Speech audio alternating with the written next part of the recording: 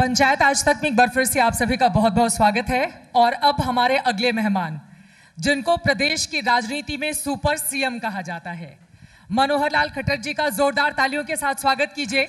वैसे प्रदेश की राजनीति हम सब ने देखा है कि भजन लाल, देवीलाल इनके इर्द गिर्द ही घूमती रही है, लेकिन मनोहर लाल जी का ये जो 9.5 साल का कार्यकाल था, विपक्ष सबसे ज्यादा इसी पर अटैक करता है। तो मेरा पहला सवाल आपसे ये है, ये जो सत्ता विरोधी लहर का सामना इस समय बीजेपी कर रही है प्रदेश की राजनीति में, कैसे पार पाएंगे? कौन कौन से कामकाज भारतीय जनता पार्टी ने यहां पर किए हैं जिसके आधार पर हैट्रिक लगाने का दावा आप लोगों की ओर से किया जा रहा है? देखिए, पहली बात तो मैं चित्रा जी इस बात को बिल्कुल नहीं मानता कि इस समय कोई सत्ता विरोधी लहर चल रही है। बिल्कुल नहीं मानता मैं। न केंद्र सरकार की ओर से चली है, न प्रदेश सरकार की ओर से चली है। प्रदेश सरकार के पिछले 10 साल के काम, ये हुड्डा जी की 10 साल की सरकार के साथ तुलना की जाती है। उस समय का शासन यानी हर व्यक्ति भय से, भ्रष्टाचार से, भूख से भी कुछ इलाकों में ये ग्रस्त थे। लेकिन आज कोई व्यक्ति किसी प्रकार के भ्रष्टाचार से या भय से कोई त्रस्त नहीं है। भ्रष्टाचार की कहानियां ये थी कि मार्केट में, बाजार में 2 शब्द चलते थे, एक मंथली चलती थी, एक हफ्ते चलते थे। आज कोई भी आके बता दे कोई हफ्ते मंथली चलते हैं क्या? नहीं चलते। उस समय नौकरियों के रेट थे लगने के, चाहे वो क्लर्क की नौकरी हो, पीएन की नौकरी हो, सुपरवाइजर की नौकरी हो, पटवारी की हो, या क्लास 1 HCS तक बिक जाती थी नौकरियां।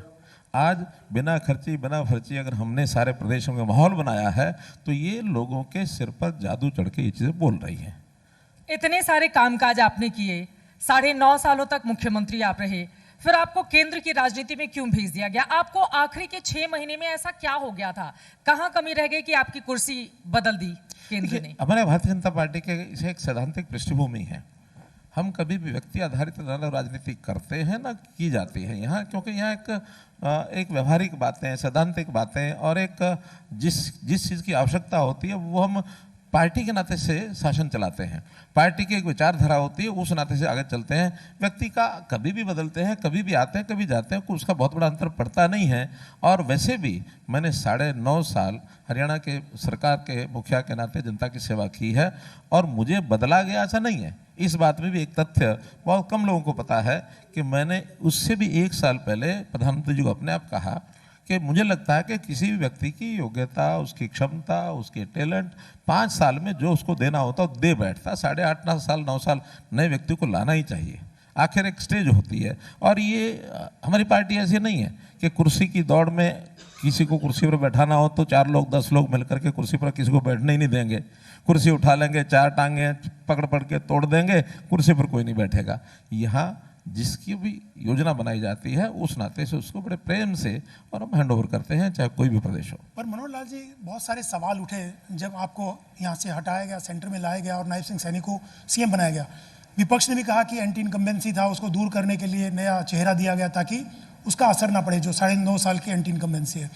आपको क्या लगता है कि अगर आपकी लीडरशिप में आपको ही कंटिन्यू किया जाता तो क्या बेहतर नतीजे आते? जो सर्वे आ रहे हैं कि कांग्रेस की बहुमत की सरकार बनने वाली है, बीजेपी कुछ भी दावा कर रही है, लेकिन जो सर्वे आ रहे हैं, और कांग्रेस भी दावा कर रही है, बीजेपी भी दावा कर रही है, लेकिन आपको लगता है कि अगर आपको ही कंटिन्यू किया जाता तो विपक्ष को बोलने का मौका नहीं मिलता?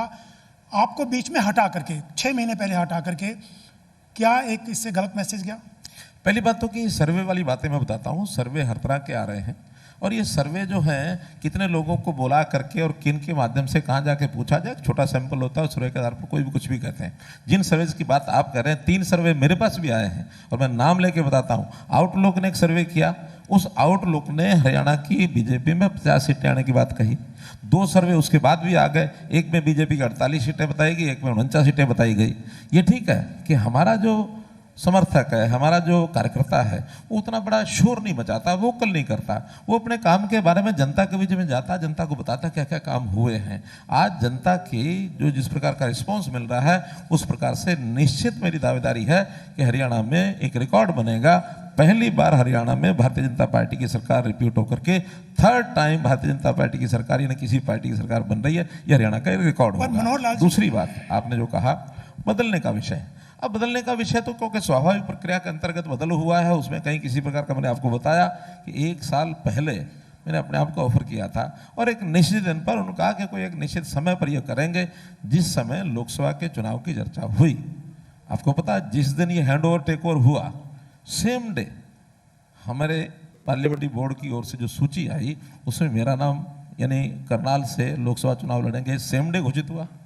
अगर इस प्रकार का कोई विषय होता तो कोई ना कोई दुविधा खड़ी होती, कई दिन कोई विषय चलता, क्यों हटा गया, कैसे हटा गया, किसको लाएं, क्या करें। ये सोच समझ करके सारा निर्णय लिया गया है। और चूंकि विपक्ष को इसको एक मुद्दा बनाना था, विपक्ष को ही मुद्दा बनाए। हम विपक्ष की तरह नहीं है। यहाँ भारतीय जनता पार्टी का एक चेहरा जिसको 4 महीने पहले चुनाव में यानी मुख्यमंत्री बना दिया गया और आगे भी उसी मुख्यमंत्री के नेतृत्व में अगला चुनाव होगा, ये भारतीय जनता पार्टी ही निर्णय कर सकती है। कांग्रेस आज तक अगर वो जीत के इतने दावे करते हैं तो क्यों नहीं मुख्यमंत्री का चेहरा पेश करते हैं? क्योंकि पता है कि जिस दिन मुख्यमंत्री का चेहरा पेश करेंगे उस दिन कांग्रेस के टुकड़े टुकड़े हो जाएंगे, दिल के टुकड़े हुए हजार, कोई यहाँ गिरा कोई वहाँ गिरा, ये हाल उनका बनता है। मनोहर लाल जी, आप कह रहे हैं कि परफॉर्मेंस और तमाम चीज़ें आपके सामने हैं, 10 साल के कांग्रेस की तुलना में आपका शासन अच्छा था, तो फिर आपको दलित कार्ड और दूसरे कार्ड खेलने की जरूरत क्यों पड़ रही है? आप कुमारी शैलजा को ऑफर कर दिया कि आप आइए हम स्वागत करते हैं, और शैलजा ने मना कर दिया, आज यहाँ पे आई थी कि मैं कांग्रेसी हूँ, कांग्रेसी रहूंगी, कांग्रेसी झंडे में मेरा अंतिम विदाई होगी। उनको ओपन पब्लिक मंच पर ये कहना ही चाहिए, क्यों नहीं कहना चाहिए? अभी उसने को कांग्रेस छोड़ी थोड़ी है। तो आ रही है क्या वो बीजेपी में शामिल हो रही है क्या? आएंगी, ये तो रणनीति का विषय है, पब्लिक मंच पर कहने की कोई आवश्यकता थोड़ी है। हाँ, जिस प्रकार की एक परिस्थिति बनी है, जिस प्रकार की पीड़ा उस बहन को हुई है, एक महिला के नाते, एक अनुसूचित जाति के नाते से इस प्रकार की यानी कोई भी महिला होती, नॉट ओनली शैलजा, कोई भी इस प्रकार की किसी महिला के खिलाफ कोई ऐसा अगर अपनी पार्टी में बदसलूकी करते, उनको जातिवाचक सूचक शब्द भी बोले गए, तो ऐसी पीड़ा तो किसी के साथ भी किसी को अपने घर में नहीं करनी चाहिए, पार्टी में नहीं करनी चाहिए। पार्टियां सबकी चलती हैं। आखिर वहाँ यही नहीं, इनके पहले पूर्व में जो अध्यक्ष थे अनुसूचित जाति से ही थे, पिटाई की, हॉस्पिटल में भर्ती हुए। मैं उस हॉस्पिटल में उनको देखने के लिए राममनोहर लोहिया हॉस्पिटल गया, थे तो वो कांग्रेस की पार्टी के अध्यक्ष, लेकिन ऐसा क्यों करना चाहिए? अशोक तंवर की पिटाई ऑफर दे रहे हैं, आपकी कोई बातचीत हुई है क्या? आप कह रहे हैं सारी बातें पब्लिक मंच पर नहीं बोलनी चाहिए। कोई बात नहीं हुई ना, मेरी कोई इस प्रकार की उनकी हाँ हुई। मैं तो ऐसा सोचता हूँ कि जो पीड़ा उनको वहाँ है वो वहाँ रहेंगी नहीं रहेंगी ये उनके ऊपर, लेकिन उनको ये जरूर लगना चाहिए कि अगर वहाँ वो नहीं रहती तो उनका हाथ पकड़ने वाला कोई है। केंद्र में आपके पास दो इतने भारी भरकम मंत्रालय, हरियाणा के आप इतने बड़े नेता, दूसरी पार्टियों की पीड़ा बहुत दिखाई दे रही है। आपकी पार्टी में अनिल विज के साथ हाल ही में आपकी फोटो छपी, देखा मैंने, हाथ पकड़ के आप घुमा रहे थे उनको कि उनकी पीड़ा थोड़ी कम कर दी जाए, क्योंकि उन्होंने कहा है कि सीनियर होने के नाते मुख्यमंत्री की दावेदारी मेरी है।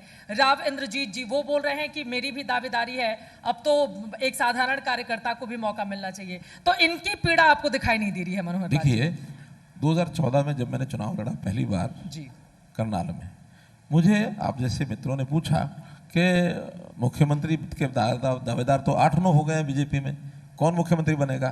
मैंने कहा बस 8-9 ही। बोले क्या मतलब? मैंने कहा मेरा कहना यह है कि विधानसभा के चुनाव लड़ने वाले 90 के 90 हमारे जो प्रत्याशियों को दावा करना चाहिए कि मैं भी मुख्यमंत्री बन सकता हूँ।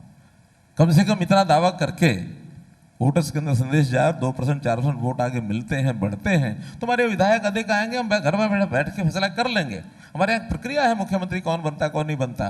उस समय तो कोई ऐसा मेरे बारे में ये भी नहीं था कि ये मुख्यमंत्री होंगे। आखिर तो विधायक दल की बैठक हुई, पार्लियामेंट्री बोर्ड की बैठक हुई, हमारे सीनियर नेताओं ने ही नाम प्रपोज किया, उसके बाद सर्वसम्मति से मुख्यमंत्री बन गए। अगली बार चूंकि मैं पहले से मुख्यमंत्री था इसलिए नाम घोषित करके बने, इस बार नायब सिंह सैनी को मुख्यमंत्री बना दिया गया है, उनके नाम को घोषणा करके वो कर रहे हैं। इसलिए जहां मानो चुनाव के समय में नहीं कोई मुख्यमंत्री होता, मानो विपक्ष से हम सत्ता पक्ष में आने वाले हैं, उस समय मुख्यमंत्री का दावेदार नहीं होता, उस समय बाद में ही करते हैं, लेकिन जो चल रहा होता उसके नाम से करते हैं। मनोहर लाल जी, आप कह रहे हैं कि नायब सिंह सैनी सीएम रहेंगे अगर सरकार बनेगी, जैसा आप दावा कर रहे हैं, लेकिन दुष्यंत चौटाला और अभय चौटाला दोनों कह रहे हैं कि चाबी हमारे पास है, इस बार मुख्यमंत्री हम दोनों, दुष्यंत भी कह रहे हैं मैं मुख्यमंत्री बनूंगा और अभय चौटाला भी मुख्यमंत्री बनने की बात कर रहे हैं, क्योंकि पिछली बार भी चाबी तो दुष्यंत चौटाला के पास थी। तो आप भी इस बार ऐसी संभावनाओं की तलाश कर रहे हैं कि वोट डिवाइड हो जाए, जो कांग्रेस कह रही है कि बीजेपी और कांग्रेस का आमने सामने का मुकाबला है, कि चौतरफा मुकाबला हो जाए और पिछले बार जैसे हालात बन जाए और हंग असेंबली हो और दुष्यंत या अभय से समर्थन लेकर के सरकार बनाई जाए, ऐसी उम्मीद है आपको? देखिए, पहली बात तो यह है कि मुख्यमंत्री अपने आप को दावा करना मैं इसका जवाब पहले दे चुका हूँ कि मेरा तो कहना है कि जितने लोग चुनाव लड़ते हैं, जिन पार्टियों को चुनाव लड़ते हैं, सबके सब अपने आप को मुख्यमंत्री का दावा पेश करके लड़ें। कहीं कोई आपत्ति नहीं है, जनता उसका कोई ना कोई शायद समर्थन देने में कहीं किसी को तरफ आकर्षित हो जाए, क्या दिक्कत है? लड़ें, सब चाहे मैं मुख्यमंत्री बनूंगा। मुख्यमंत्री तब बनेंगे जब मेजोरिटी आएगी। मेजोरिटी आएगी और इस बार जो स्थिति आप बता रहे हैं कि पिछले 2019 की तरह कोई कमी रहेगी, मेरा मानना है कि भारतीय जनता पार्टी को कोई कमी नहीं रहेगी। मैं उसके 3 कारण बताता हूँ। कारण क्या है? पहली बात तो जब कोई मुकाबले में 2 आदमी होते हैं तो उस समय आखिरी चुनाव के समय अगर कोई आदमी ये कहे, किसी तीसरे से कहे जरा मेरी मदद कर दे, इसका मतलब क्या हुआ कि उसके मन में घबराहट आ गई है। कांग्रेस पार्टी महीना भर लगी रही कि कोई हमारे साथ गठबंधन कर ले, कोई हमारे साथ गठबंधन कर ले। ये अलग बात है कि सामने वाली पार्टियों ने मना कर दिया हम तुम्हारे गठबंधन नहीं करेंगे, कमजोरी तो दिखा दी। इसका मतलब है कि हार के रास्ते पर वो चल पड़े हैं। शोर कितना ही मचा लें कि हमारी सरकार आएगी, हम इतने जीतेंगे, इतना जीतेंगे, ये शोर मचाने से फर्क पड़ता नहीं है। एक दूसरी बात, मुख्यमंत्री की बात पहले ही हो गई कि अगर उनको इतना ही है कि भी हम सत्ता में आएंगे तो मुख्यमंत्री का नाम घोषित कर देते। दूसरा, तीसरा और एक फैक्ट है जो लोकसभा के चुनाव में इस समय में बड़ा अंतर है, वो ये है कि हमारा हरियाणा का इतिहास 1966 से लेकर 2024 तक 78 साल हो गए हैं। इन 78 साल में अगर 2 साल छोड़ दूं मैं 87 से 89, बाकी 76 साल आप उठा के देख लीजिए कि जिसकी सरकार केंद्र में हुई है उसी सरकार प्रदेश में आई है। आप उठा के देख लीजिए 76 साल का रिकॉर्ड। और इसका पिछले 20 साल का तो हम सब जानते ही होंगे जो बैठे। 2004 में केंद्र में कांग्रेस सरकार, हरियाणा में कांग्रेस सरकार। 2009 में केंद्र में कांग्रेस की सरकार, हरियाणा में कांग्रेस की सरकार। 2014 में केंद्र में बीजेपी की सरकार, हरियाणा में बीजेपी की सरकार। 2019 में केंद्र में बीजेपी की सरकार, हरियाणा में बीजेपी की सरकार। अब जब 2014 में केंद्र में बीजेपी सरकार है तो जनता का मानस तो बना है कि हरियाणा 2024 में जब केंद्र में भारतीय जनता पार्टी की सरकार बनी है तो हरियाणा के जनता का मानस बन चुका है कि हरियाणा में भी भारतीय जनता पार्टी की सरकार बनाएंगे। क्योंकि देश भर के उदाहरण हैं। ये जो डबल इंजन की सरकार आप कहते हैं, ऐसा नहीं है, उसका कोई अर्थ नहीं है। उसका अर्थ है आज भी भारतीय जनता पार्टी की सरकार जो लगातार चल रही है, जहां जहां विपक्ष की सरकारें हैं, केंद्र की योजनाओं को स्वीकार करने के लिए तैयार नहीं होते। आप बंगाल का विषय देख लीजिए, कोई योजना स्वीकार नहीं की। दिल्ली आम आदमी पार्टी की सरकार पीएम आवास योजना की योजना इन्होंने लागू नहीं किया। ऐसे ही आपके पंजाब के होंगे या आपके हिमाचल प्रदेश के होंगे, केंद्र की योजनाओं को नकार देते हैं इसलिए कि कहीं ऐसा ना हो कि इस योजना का लाभ जनता को मिले और इसका श्रेय कहीं मोदी जी न ले जाए। डबल इंजन के रूप में आप भी तो इतना अच्छा काम कर रहे थे, कर ही रहा लेकिन था। आपके पास भी फोन आया और 9.5 साल के बाद कहा गया कि अब आप कुर्सी से हटिए। ऐसा क्या नहीं था है। वो पूरा का पूरा वाकया? ऐसा जब नहीं आपको है। बताया गया तो क्या कहकर हटाया गया कि अब आप मुख्यमंत्री हटाया नहीं गया, नहीं मैं बताया, 2 बार बताया, आई ऑफर्ड माई सेल्फ, हटाया नहीं गया। और उसके बाद जब नए मुख्यमंत्री को चुनने की बात आई, उस समय भी जिन लोगों की चर्चा हुई उसमें भी मेरी सहमति हुई कि हाँ, नायब सिंह मेरे पुराने साथी हैं। ये 1996 से मेरे साथी हैं। विधानसभा का चुनाव लड़े, मंत्री बने प्रदेश में, फिर लोकसभा का चुनाव लड़े, बाद में प्रदेश के अध्यक्ष बने, उसके बाद अब मुख्यमंत्री बन गए तो हैं। प्रधानमंत्री जी के साथ भी आपका बहुत गहरा नाता है। एक है ना? कंप्यूटर का जिक्र आपने कहा था कि पहली है ना? बार है ना? कंप्यूटर आपको मोदी जी ने इंट्रोड्यूस करवाया था। नहीं, हम तो साथ इकट्ठे घूमते थे। मोदी जी ने खुद, यानी ये 12 तारीख को हैंड ओवर टेक ओवर हुआ, 11 तारीख को गुड़गांव में सभा थी और गुड़गांव की सभा में खूब तारीफ की थी आपकी और साथ में एक वाक्य और बोला बाद था। में फिर और हटा अगले दिन दिया हटा था। भी नहीं, दिया। एक वाक्य बोला था, हटा नहीं दिया आपको। मोटरसाइकिल वाला। अगर नहीं, मोटरसाइकिल के अलावा अगर आप उस रिकॉर्डिंग को उठा कर देख लें कि हम साथ हैं और आपका भविष्य भी साथ है। अब इस बात को केवल मोदी जी और मैं समझ रहे थे, भविष्य साथ है, यानी Nayab Singh Saini as state president मेरे साथ बैठे थे। तो ये उन्होंने उस समय समझने वालों को इंगित कर दिया था और उसी शाम को हम लोग जाकर के चंडीगढ़ में इकट्ठे गए, मंत्रिमंडल की बैठक बुलाई, शाम को विषय। लेकिन जब वो आपकी तारीफ कर रहे थे तब तक तो नहीं पता था ना कि आपकी कुर्सी जाने वाली मैं है। कह रहा हूँ, मैं 1 साल पहले बता चुका हूं उनको, और उससे पहले 2 महीने पहले, 2.5 महीने नाम की चर्चा हो चुकी। वो तो डेट का विषय था कि कब करना है। उस डेट को आपस में सहमति करके मुझे उन्होंने कहा कि ठीक है, अब किसी भी दिन अमित शाह जी, नड्डा जी, उनसे बातचीत करके अपना प्रक्रिया चालू करो। मनोहर लाल जी, वो एक निश्चित तिथि पर निश्चित काम के हिसाब से हमने किया। ये जो ये ठीक है कि हम ज़्यादा इसमें बोलते नहीं हैं, बोलेंगे हम कुछ बोलेंगे, समझने वाला कुछ समझेगा, कंट्रोवर्सी पैदा करना उसका कोई अर्थ नहीं है। ये एक बहुत तरीके से जो चीज़ें होती हैं, भारतीय जनता पार्टी बड़ी स्मूथनेस होती है। एक बताइए किसी को, बल्कि सब लोग हैरान हुए जनता के कि ऐसा अचानक कैसे हो गया। अब हर किसी ने अपने अपने अर्थ निकालते रहे। मनोहर लाल जी, हरियाणा के इस चुनाव में मोदी कितना बड़ा फैक्टर है, या मनोहर लाल या सैनी के काम या मोदी के नाम, किसके उस पर आप वोट मांग रहे हैं? देखिए, भारतीय जनता पार्टी की केंद्र की उपलब्धियां, हरियाणा सरकार की उपलब्धियां, सब चीजें ऐसी हैं जो जनता को प्रभावित कर रही हैं। आखिर तो मुद्दे भले राजनीतिक हो ना हो, लेकिन असर सब चीजों का होता है। क्या बेटी बचाओ बेटी पढ़ाओ, इसका असर हरियाणा की जनता में, खासकर महिलाओं में है कि नहीं है? ये कोई राजनीतिक मुद्दा नहीं है। लेकिन 2015 में, 14 के अंदर सत्ता में आए, 15 में आते ही 22 जनवरी 2015 को पानीपत में मोदी जी ने रैली की कि हरियाणा का ये कलंक ये मिटाना है। आखिर तो आयुष्मान भारत योजना, इसका असर लोगों पर नहीं है क्या? मैं उस पर आऊंगी, लेकिन आपने चूंकि बेटी बचाओ बेटी पढ़ाओ का जिक्र कर दिया, खुद प्रधानमंत्री नरेंद्र मोदी ने इसी हरियाणा से उसकी शुरुआत की थी। अब बेटी के मुद्दे पर कांग्रेस पार्टी आप लोगों को घेर रही है, खासतौर से विनेश फोगाट को लेकर। वो दिल्ली की तस्वीरें दिखाती है, विनेश फोगाट अब उनकी उम्मीदवार हो चुकी हैं। तो क्या ये जो मुद्दा है वो आप लोगों को डैमेज करेगा इलेक्शन? नहीं करेगा। इसलिए नहीं करेगा, अगर कहीं वो इस प्रकार के राजनीतिक चक्र को चला करके यहाँ तक नहीं आती विनेश फोगाट, तो शायद कोई कह सकता था। लेकिन ये उसी समय हो गया था जिस दिन विनेश फोगाट और एक वो बजरंग पुनिया, ये दोनों लोगों ने जिस प्रकार का वहां सारा खेल खेला, हमने तो उसी समय जांच लिया था कि कांग्रेस का चलाया हुआ खेल है। कहां पर खेल खेला? या वहीं आपके जंतर मंतर पर, जहां पर ये सारा विषय हुआ। और उस समय किसी एक व्यक्ति ने पूछा विनेश फोगाट से कि अगर आपको इस प्रकार से छेड़खानी की थी तो आप 1.5 साल चुप क्यों रही? अब हमारी बहन है, बेटी है, उसका विषय है, लेकिन उन्होंने जो पूछा वो बता रहा हूं। तो उन्होंने कहा मुझे अगर हाथ लगाते तो चीर देती। इसका अर्थ क्या? हाथ नहीं लगाया क्योंकि वो चीर देती।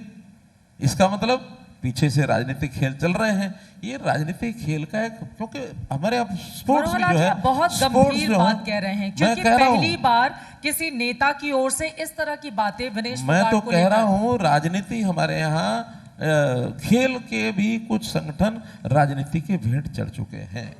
हम चाहते हैं शुद्ध खेल की ओर हमारा हरियाणा का जवान भी जा रहा है, युवतियां भी जा रही हैं। इतनी सारी योजनाएं हमने बनाई। हरियाणा का खिलाड़ी वो दुनिया में सबसे ज़्यादा उसको अवार्ड मिलता है, उसको नौकरियां मिलती हैं। जिस प्रकार के उसके अवार्ड होते हैं उसी प्रकार से उसको स्थान प्राप्त होते हैं। साथ में खेलों का इंफ्रास्ट्रक्चर, इंटरनेशनल लेवल के हमारे यहाँ स्टेडियम बने हैं, गांव-गांव में खेल नर्सरियां चालू हुई हैं। हमने उनकी जो स्पोर्ट्स पर्सन्स की जो डाइट मनी है वो बढ़ाई है। हम इनको जो पार्टिसिपेंट्स हैं उनको जाने से पहले 5 लाख रुपए देते हैं, आने के बाद भी पैसा उनको। इतनी सारी सुविधाएं खेलों को दी हैं हमने। लेकिन किसी एक विषय को, राजनीतिक विषय को मुद्दा बना करके अगर कुछ लोग सामने आते हैं तो उसका हरियाणा की जनता सब समझती है। नहीं, एक बार फिर से मैं आऊंगी। आप ये कह रहे हैं कि विनेश फोगाट और बजरंग पुनिया जैसे लोग जब जंतर मंतर से वो कूच कर रहे थे संसद भवन के लिए, जब पुलिस राजनीति द्वारा, राजनीति द्वारा सब प्रेरित था, कांग्रेस थी, कांग्रेस की प्रेरित, कांग्रेस उसी दिन से की क्या जरूरत उससे वो किसी मुद्दे में कोई भी पॉलिटिकल हाथ डालते हैं तो उसके नाते से सोचते हैं कि इसका हमको क्या लाभ उठाना। अगर ये नहीं होता तो ये सब लोग आकर के उनके मंच पर आकर राजनीति क्यों करते? खिलाड़ी को एक शुद्ध सात्विक मन से अपना खेल खेलते हैं। आज हजारों खिलाड़ी हैं यहाँ। खिलाड़ियों को आकर किसी अच्छे खिलाड़ी को आगे बढ़ाना, इसमें हम भी चाहते हैं आगे बढ़ें। हम भी कई खिलाड़ियों को चुनाव लड़ाया, इस बार भी खिलाड़ी लड़ रहे हैं। लेकिन इस प्रकार के एक मुद्दे को उठा करके इशू बनाना, आखिर खिलाड़ियों की सहायता हमने किसको नहीं। शिक्षा क्या नहीं थी, शिक्षा मलिक, क्या नाम है, साक्षी मलिक जीत करके आई। एयरपोर्ट पर मैं स्वागत करने के लिए गया। बहादुरगढ़ में आकर के हमने सेम डे फंक्शन करके उनको जो राशि भेंट की मैंने स्वयं जा करके बहादुरगढ़ में की।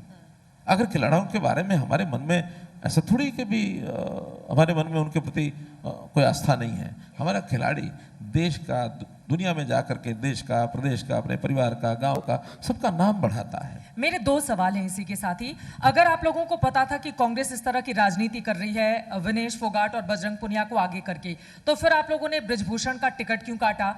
अब मेरा पहला सवाल। और दूसरा सवाल मेरा ये है कि आपने जिक्र किया विनेश फोगाट का, साक्षी मलिक को आपने पैसे भी दिए।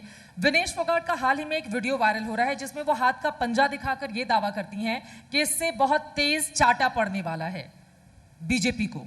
तो उनके इस बयान पर, क्योंकि अब वो खांटी राजनेता की तरफ बात करती हैं। राजनीति में कोई आ जाता है फिर उसका स्वरूप राजनीति की तरह ही देखना चाहिए।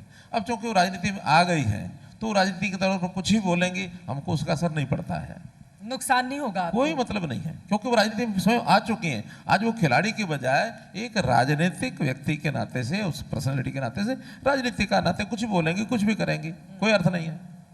मनोहर लाल जी, एक सवाल ये है, आप कह रहे हैं कि हमने बहुत अच्छा काम किया, खिलाड़ी हो, किसान हो, तमाम वर्गों में अच्छा काम किया, तो लोकसभा में हमेशा बेहतर परफॉर्मेंस आप लोगों की रहती थी, 50-50 कैसे रह गया? तो वो उसमें तो मोदी का नाम भी नहीं चला और पहली बात तो और आपके काम भी नहीं चले।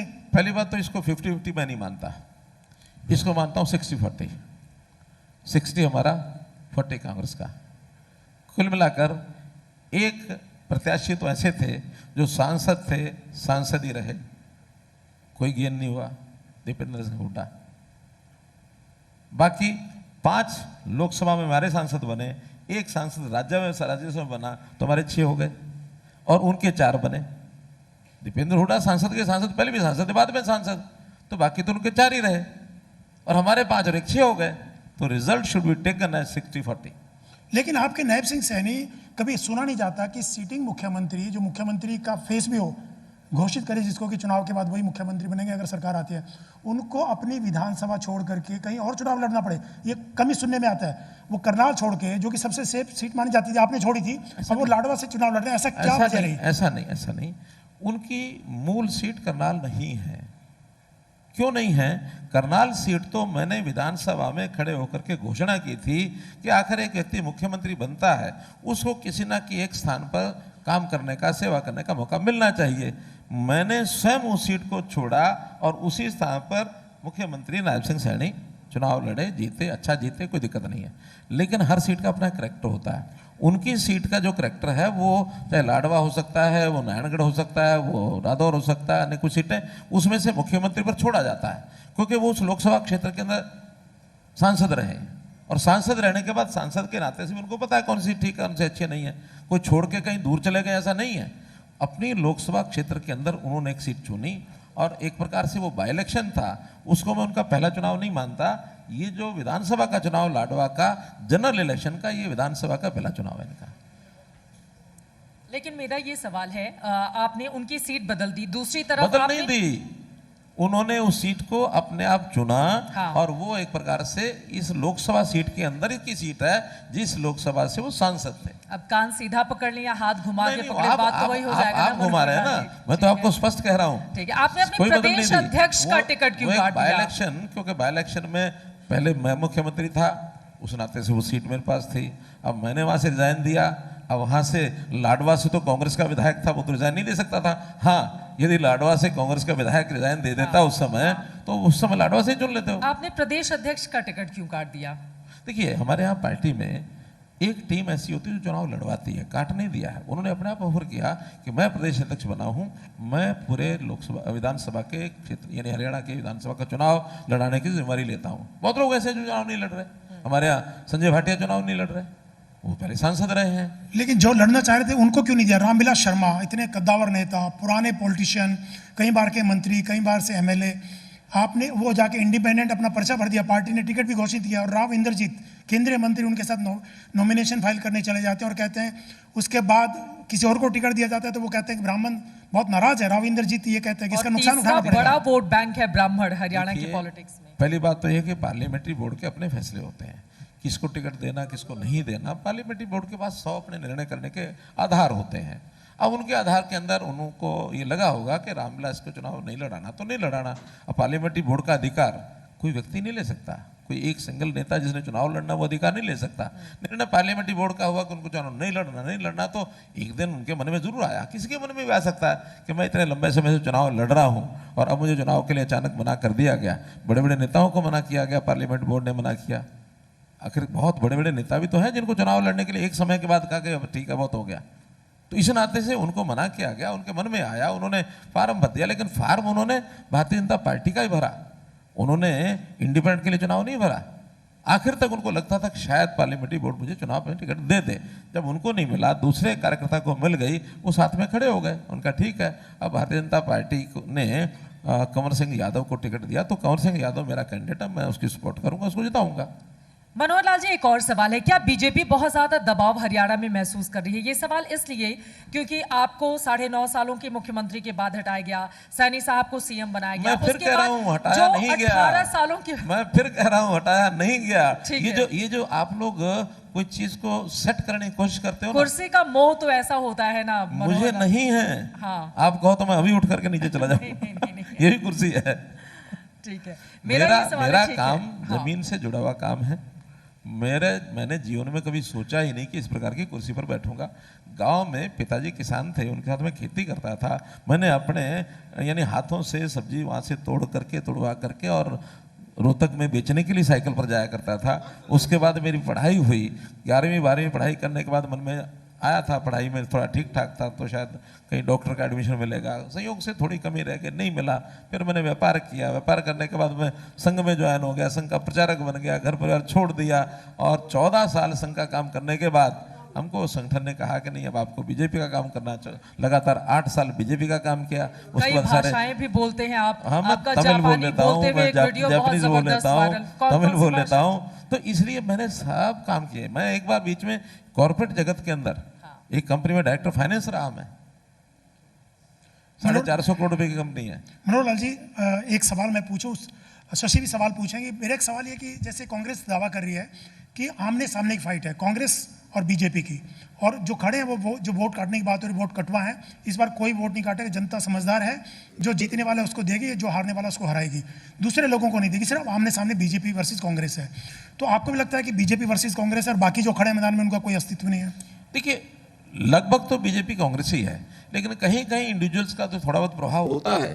तो जैसे लगातार जब भी यहाँ विधानसभाएं हुई हैं, तो यहाँ कभी 5, कभी 7, कभी 2, यानी लहर थी देवीलाल जी के समय, जब चौधरी देवीलाल जी और हमारे भारतीय जनता पार्टी का समझौता हुआ था जल युद्ध के नाते से। 1987 की बात है। हम लोग 80 सीटें जीते थे, 5 सीटें कांग्रेस जीती थी, 5 फिर भी इंडिपेंडेंट जीत गए थे। उतनी लहर में भी 5 इंडिपेंडेंट जीत गए। तो इसलिए ये 2-5% लोग कौन कौन जीत सकते हैं, ये आखिर में जाकर के विश्लेषण बनता है। मौसमी सिंह सवाल पूछना चाहती है सर आपसे। सर, मेरा सवाल ये है कि हुड्डा साहब ये कहते हैं कि लोकसभा में हाफ हुए और विधानसभा में बीजेपी साफ हो जाएगी। अगर ऐसा होता है तो हार का ठीकरा किसके मत्थे होगा? अगर आप जीतते हैं, बीजेपी जीतती है, तो जीत का सेहरा किसके सर पे होगा? पहली बात तो है कि काल्पनिक प्रश्नों का कोई उत्तर देने का मतलब नहीं, ये अगर मगर का कोई विषय नहीं। अगर वो लगाता है जिसको लगता है कि हाँ भाई कुछ होने जाने वाला नहीं है, अगर लगा के बड़ा सा प्रश्न खड़ा कर दो। हमारे गांव में मेरा पड़ोसी था, तो वो कहा करता था, अगर कोई विषय होता है क्या? अगर मैं कह दूं अगर मेरे बाप दादा परदादा ना मरते तो सारी दुनिया हमारी होती, तब होते ही नहीं। तो अगर का कोई विषय नहीं है, बिल्कुल स्पष्ट है कि भारतीय जनता पार्टी की सरकार बनने जा रही है, और मैंने उसके कारण बता दिया आपको, एक नहीं कई। भारतीय जनता पार्टी दिनों दिन, क्योंकि लास्ट में चुनाव बनता है, आखिर में 10 दिन के अंदर चुनाव बनता है। मैं आपको पिछले 7 दिन का बता रहा हूं कि 7 दिन में हमारा अपना सर्वे है, आप लोगों का अपना सर्वे है, कांग्रेस का अपना सर्वे है, हम 7 दिन में 2.5% वोट से बढ़े हैं पिछले 7 दिन में। देखिए, जनता के सिर पर, जनता जब सब समझ लेती है, जनता जनार्दन को पता है कि इस 10 साल में हम कितने सुखी हुए हैं, कितनी हमारी ऑटोमेटिक डिलीवरी सरकार की सर्विसेज की हुई है, तो जनता को जब भांपती है कि उस समय के 10 साल को और आज के 10 साल को लोग याद करते हैं। कांग्रेस आज भी उन नौकरियों की जिनकी हम बात करते हैं कि बिना पर्ची खर्ची के नौकरी देते हैं, ये कहते हैं नहीं, हम आएंगे 2 लाख नौकरियां हम बांटेंगे, बांट करके हर विधानसभा को 2000 नौकरियां मिलेंगी, और फिर जो 50 वोट देगा उसको एक नौकरी देंगे। हुड्डा साहब कह के गए हैं कि उनका पूरा घोषणा पत्र आपने कॉपी कर लिया है संकल्प पत्र के। ये किसी का कॉपी नहीं है। अगर मैं उनके घोषणा पत्र और अपने घोषणा पत्र की तुलना करता हूं, तो उन्होंने कोई हिसाब नहीं लगाया घोषणा पत्र बनाते समय। उनको मैं कहता हूं, मैं तो चूंकि मुख्यमंत्री के साथ साथ पिछली टर्म में वित्त मंत्री भी था, और वित्त मंत्री के नाते मुझे पता है कि कितना वजन हमको सरकार के ऊपर डालना है, कितनी जनता की सेवा करनी है, ये एक हिसाब किताब होता है। एक पलड़ा दूसरा पलड़ा बराबर रखना पड़ता है। हम अपने संतुलन रख करके सारी घोषणाएं करते हैं और उन्होंने उसमें अनाप शनाप घोषणाएं की हुई हैं। हमने उनकी कोई नकल की नहीं है, हमने हिसाब किताब लगाया है, वो बिना हिसाब किताब करके घोषणाएं करके गए हैं। आप एक एक बिंदु उठा करके देखें। मनोहर लाल जी, हमारी चंडीगढ़ से ब्यूरो चीफ कमल जी संधू आपसे सवाल पूछेंगे। सर वैसे तो सवाल काफ़ी सारे पूछना चाहते हैं, मैं 2 अहम सवाल पूछूंगी। पहला तो ये है कि आप कहते हैं कि आप किसान के पुत्र हैं, तो शंभू बॉर्डर में जिस तरह की फायरिंग हुई, जिस तरह का वो नतीजा है, किसान का गुस्सा फूटा है, कौन है इसके लिए जिम्मेदार? और पहले ये कल सब कुछ देखिए, पहली बात तो ये है कि वो किसानों के नाम पर शब्द मैं कठोर बोलना चाहता हूं लेकिन बोल नहीं रहा, एक मुखौटा है, हल्का शब्द बोल रहा हूं। क्योंकि किसान को खेती कैसे होती है और कैसी अच्छी खेती होती है, उसमें से उनकी आमदन कैसे ज़्यादा हो, किसान का एक काम होता है। किसान जिस प्रकार के विषय वो उठाते हैं, क्या कि अभी होम मिनिस्ट्री ने 3 कानून जो बनाए हैं, जो हमारे CRPC का और CPC, इसके जो एक्ट बने हैं 3, ये 3 नए एक्ट वापस लो। अब इसमें किसान का कहाँ विषय है? किसान वहाँ से उठते हैं और अपना नेतृत्व दे करके लाल किले पर जाकर के झंडा फहराते हैं, वो किसानों का काम है क्या? आखिर किसान की, ये ठीक है 3 कानून का विषय उनका था, प्रधानमंत्री जी ने वापस ले लिया। बड़प्पन है किसान प्रधानमंत्री जी का कि कोई देश का प्रधानमंत्री इस प्रकार के विरोध के बाद उनको लगता है कि जब किसान नहीं चाहता इसको, उन्होंने उसका अध्ययन नहीं किया। हालांकि आज भी बहुत किसान ऐसे हैं जो कहते हैं नहीं, वो तीनों किसान जो कानून थे वो किसान के हित में थे नहीं थे, मेरा भी कोई बड़ा अध्ययन नहीं है। लेकिन जब प्रधानमंत्री जी सोचा कि इतना विरोध है, वो वापस ले लिए। वापस लेने के बाद बाकी मुद्दा क्या बचा? कोई मुद्दा नहीं है। लेकिन एक ग्रुप ऐसा है जो एस्टेब्लिशमेंट खिलाफ आंदोलन खड़ा करना ही करना है। हरियाणा के अंदर किसान क्यों नहीं आंदोलन करता? हरियाणा में हमने किसानों के लिए कितने काम किए? आखिर इतनी सारी फसलें MSP पर खरीदने का, 24 फसलें MSP पर खरीदने का वादा हमने किया। हमने किसानों का, हाल ही में महापंचायत हुई जींद में और उन्होंने कहा कि हम बीजेपी के खिलाफ विरोध करेंगे, और खासतौर पे हमने देखा किस तरह से विरोध हो भी रहा है। कोई विरोध नहीं हो रहा। इक्का दुक्का लोग, वही एक पंजाब से ग्रुप आया था और वो जींद के अंदर आकर के एक जगह उन्होंने, कुछ लोग पंजाब के ज़्यादा थे, हरियाणा के 10-20% लोग थे उसमें, ऐसे संपर्क सबका होता ही है। लेकिन जितना विरोध पंजाब में होता है, आखिर पंजाब के लोग हरियाणा के किसान के, हरियाणा के नाते से वो सरकार क्यों नहीं काम करती है? हम हर चीज़ जो नहीं खरीद सकते उस पर भी मेरी फसल मेरा ब्यौरा के अंतर्गत उनको राशि देते हैं। किसान की बिकी फसल को 72 घंटे में पैसा उनके खाते में भेजते हैं। हम कांग्रेस से 10 गुना ज़्यादा मुआवजा 10 साल में, 10 गुना, 11 गुना बल्कि दे चुके हैं। आखिर किसानों की हालत उनको पता है क्या होता क्या नहीं होता है। तो इसलिए किसान जो वहाँ करते हैं, हमने रास्ता खोलने की बात कही, लेकिन जिस दिन रास्ता खोलने की बात हमारी पुलिस डिपार्टमेंट ने लॉ एंड ऑर्डर का जायजा लेना शुरू किया और एक छोटा रास्ता बना दिया जाए, उस दिन वहाँ का आह्वान कि नहीं, हम ट्रैक्टर लेकर के और माउंटेड विद वेपन्स हम यहाँ से फिर बढ़ेंगे। तो आखिर देश में इस प्रकार का माहौल, यानी लाल किले के ऊपर देश की हमारी एक मंदिर है जहाँ लाल किले पर 15 अगस्त का झंडा फहराया जाता है। तो इस नाते से उसके ऊपर चढ़ाई करना, लोकतंत्र को की व्यवस्था को खिलवाड़ करना बर्दाश्त कैसे किया जाएगा? तो आखिर रोकना है। हालांकि उसके रोकने के बाद हरियाणा में भी कहीं की जगह की परेशानियां लोगों को हैं। परेशानियां पिछली बार भी जो ये बॉर्डर था दिल्ली हरियाणा का, वहां भी लोगों को परेशानियां आई, 1 साल हमने भुगता। देश बड़ा है, देश की चिंता सबको करनी चाहिए और देश की लोकतांत्रिक व्यवस्थाओं की मान्यता ये सबको करनी चाहिए। राज और काज ये कोई बहुत बड़ी चीजें नहीं होती देश के लोकतंत्र के सामने। ठीक है मनोहर लाल जी, आपने तमाम एक सवाल और आपसे पूछना चाहेंगे। अक्सर जब चुनाव होता है तो कांग्रेस वर्सेस कांग्रेस होता है, लेकिन ये सारी चीजें अब भाजपा में भी दिखने लगी हैं और ऐसा देखा, बोला जा रहा है कि जिस तरह से हमने देखा जब टिकट का वितरण हुआ तो रोना धोना सब कुछ हुआ, लेकिन एक बार चीज सामने जो आई है वो बीजेपी वर्सेस बीजेपी इस बार देखने को मिल रहा है। लोकतंत्र में ऐसी व्यवस्थाएं सामान्यतः देखी जाती हैं कि एक ही सीट के ऊपर कई लोगों की इच्छा होती है, मैं चुनाव लड़ता हूँ। पार्टी की एक पद्धति है, सर्वे भी कराते हैं, हमारे मीडिया के मित्रों से भी जानकारियाँ मिलती हैं और पार्टी की ओर से भी एक फीडबैक सारा पार्टी को मिलता है, वहाँ से अनुशंसा भी जाती है पार्टी प्रदेश के चुनाव से सारे विषय करके आखिर एक आदमी को टिकट मिलती है।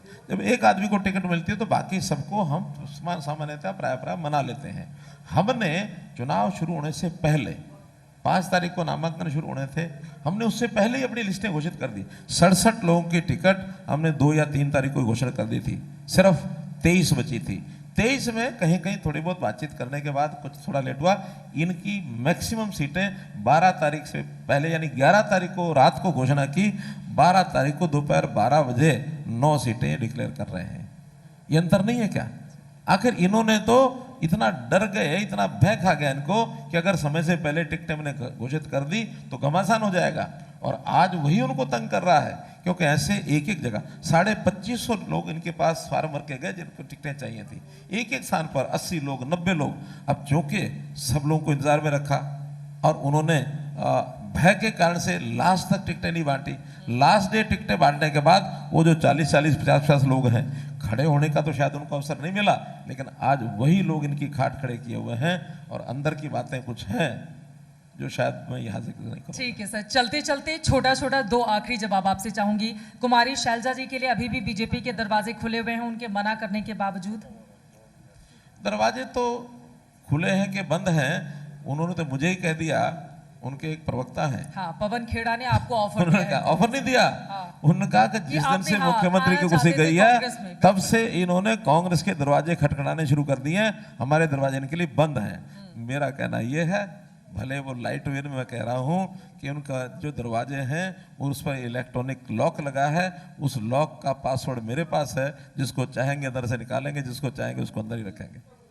अब इतना आत्मविश्वास आपको ये ऊर्जा मंत्रालय मोदी सरकार ने दे दिया, उसकी वजह से है कि आपको ऊर्जा मंत्रालय देकर यहाँ पर भी सुपर सीएम की कुर्सी पर, क्योंकि हरियाणा में बातचीत के दौरान लोग यही कहते हैं कि भले ही सैनी साहब मुख्यमंत्री हैं लेकिन सुपर सीएम तो आप ही हैं। नहीं, ऐसा सुपर सीएम की कोई बात नहीं है, क्योंकि मेरा नायब सिंह सैनी जी का संबंध बहुत पुराना है और उस संबंध के नाते से स्वाभाविक है कि आखिर तो नए मुख्यमंत्री बने हैं। हाँ। और कोई उनको भी बहुत बड़ी अपेक्षा शुरू में रही होगी कि मैं मुख्यमंत्री बनने जा रहा हूँ। उन्होंने कोई कुर्सी यानी पकड़ने के लिए कोई ऐसा थोड़ी कोई किसी प्रकार का कोई द्वंद्व मचाया हो और मुझे कुर्सी चाहिए। वहाँ भी सहज स्वाभाविक स्थानांतरण हुआ और जब हुआ तो साथ मिलकर के काम करने का शुरू में दिन होते हैं कि भी आखिर कुछ चीज़ें हम जानकारी लेते हैं। मैंने मुख्यमंत्री बनते ही 2014 में मोदी जी के पास मैं गया, मैंने कहा आपने मुझे मुख्यमंत्री तो बनवा दिया लेकिन मुझे तो कोई अनुभव ही नहीं है।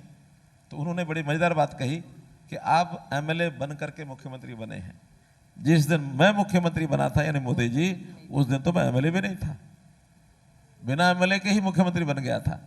तो जब मैंने सब आगे सेट कर लिया तो आप भी सेट कर लोगे, ये स्वाभाविक है। बाकी चीज़ें सब कुछ जनता बता देगी, कुछ अधिकारी बता देंगे, कुछ विधानसभा में सत्र होते हैं विपक्ष वाले बताएंगे और जो बचा खुचा है मीडिया के लोग बता देंगे।